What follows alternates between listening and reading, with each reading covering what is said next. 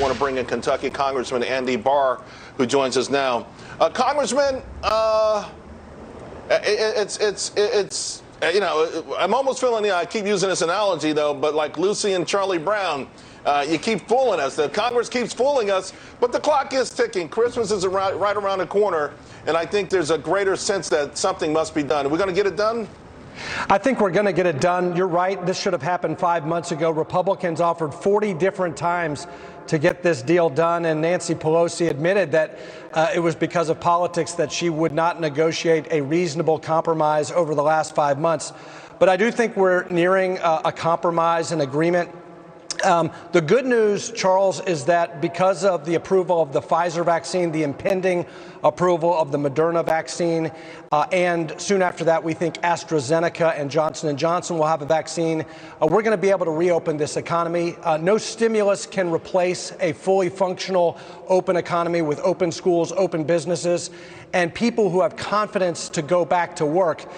These government lockdowns have not been helpful. That's what we ultimately need to bridge toward. But in the meantime, while these lockdowns are in place, we do need a stimulus compromise, a COVID relief package. And I think we're going to get there with an additional $300 billion in the Paycheck Protection Program.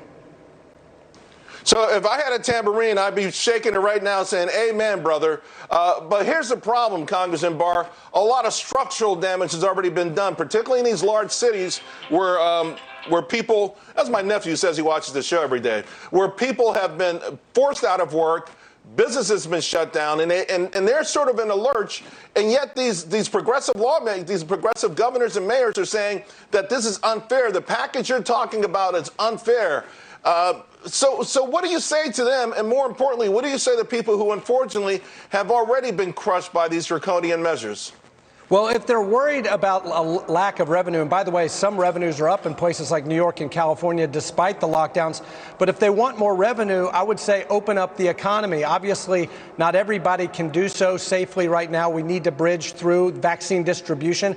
This package will include money for vaccine distribution to allow us to safely reopen the economy. But what I would say to these state, local officials is, spend the money that we gave you through the CARES Act last summer.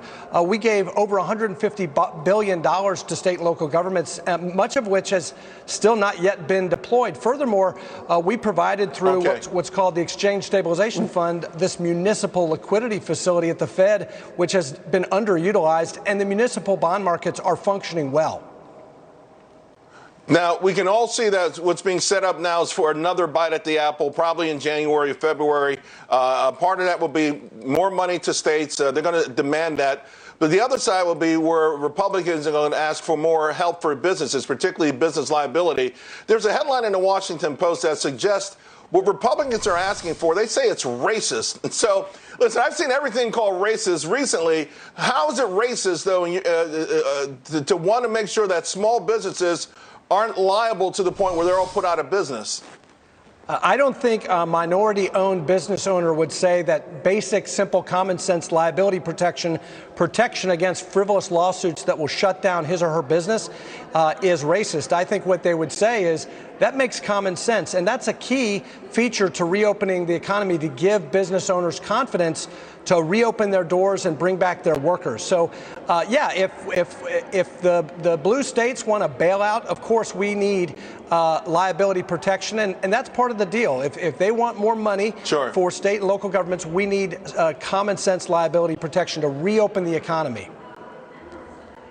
Congressman Barr, we've run out of time. There was so much more I wanted to discuss, but I appreciate it.